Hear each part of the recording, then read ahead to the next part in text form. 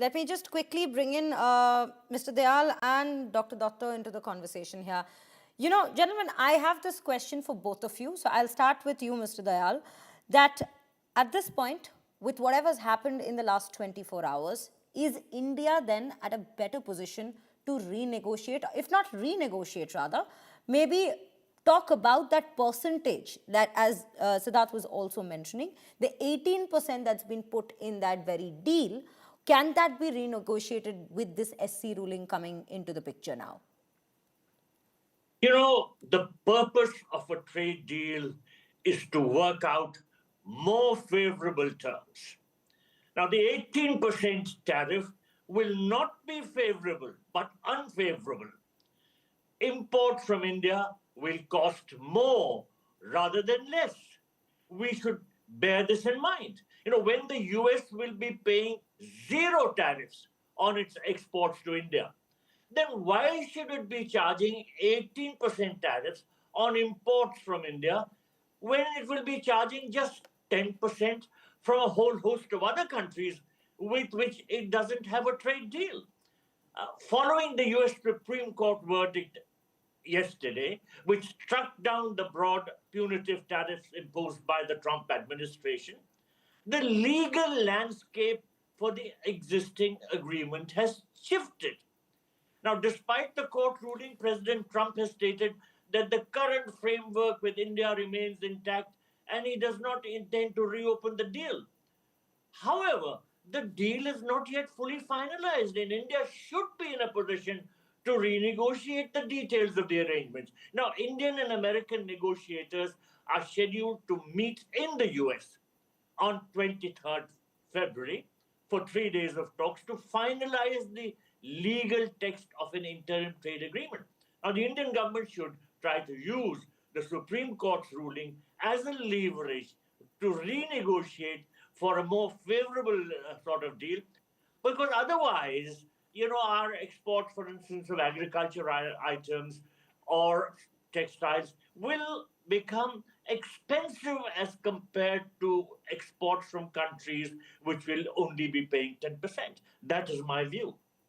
Right, right. So you do think that there should be a renegotiation that takes place at that meeting, which is upcoming between the two nations. Dr. Datta, this is where I bring you into the conversation here. You know, with all that's happened, one thing still, of course, we still haven't seen a response from the Indian government yet with regards to these very developments that's taken place in the last 24 hours. Where do you stand on the renegotiation and renegotiating point? Do you think India should, in fact, take advantage of this situation and at least try and renegotiate for a better term, given that there are countries that definitely will be paying that global 10% tariff that's now been introduced? And Trump, of course, at the same time has warned that I may even push forward to increase that to a 15%, because 15% is where the cap comes in within Section 122 of that very act. See, there are three very important things which I would like to point out here. First and foremost, I do not buy the logic of the leader of the opposition that the prime minister doesn't have the authority to renegotiate this deal, because this deal, even if the Supreme Court hearing would not have taken place and the decision of the Supreme Court would not have come, then also this deal would have been operational only from March onwards, after the US delegation would come here and sign the agreement. So as of now, the deal is not yet operational. So the Honorable Prime Minister of Bharat has every right to renegotiate this deal. That's one. The second thing is, like, the American Constitution is very clear. If on a presidential order that is struck down by the Supreme Court of United States of America, then it becomes binding on the president and his office to agree by that order.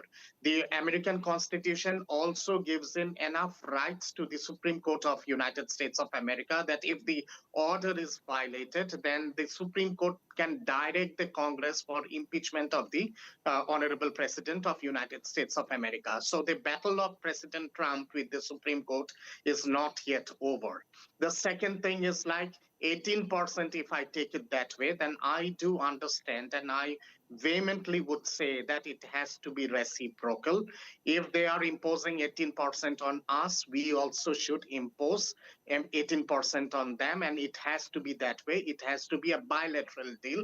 It cannot be a one-way traffic. That's one. The second thing is, like, if there is a utter confusion between President Trump as well as between the spokesperson of United States of America as well as Washington. President Trump says that 18% is valid. Spokesperson and official of the of Washington, they say that it is 10% now at the global level. So when the deal is not yet operational, then in that case the same logic should apply. If it is 10% for the global world, then it has to be 10% for India also. That's the third thing. The fourth thing is, like, when President Trump says that it is 18%, and there is some other version coming from Washington, I think government of India should come up with a clarity regarding this. And I do understand that sooner or later, the Indian government and the spokesperson of the External Affairs Ministry would give in a detailed clarification. What I do understand right now is, like, there is utter confusion in United States of America itself, in Washington, D.C., in White House itself about the verdict of the Honorable Supreme Court of United States of America. President Trump is giving one kind of version. The officials of White House is giving another kind of version. So I think we need to wait for some time more. It is still premature to assume and to presume things. Let us wait for another 48 hours or so, and I think there would be a complete clarity regarding this. There is, I'll definitely say this, that there is a lot of confusion for the last 24 hours. In fact, way less than 24 hours, just 12 hours, we have seen a lot of confusion.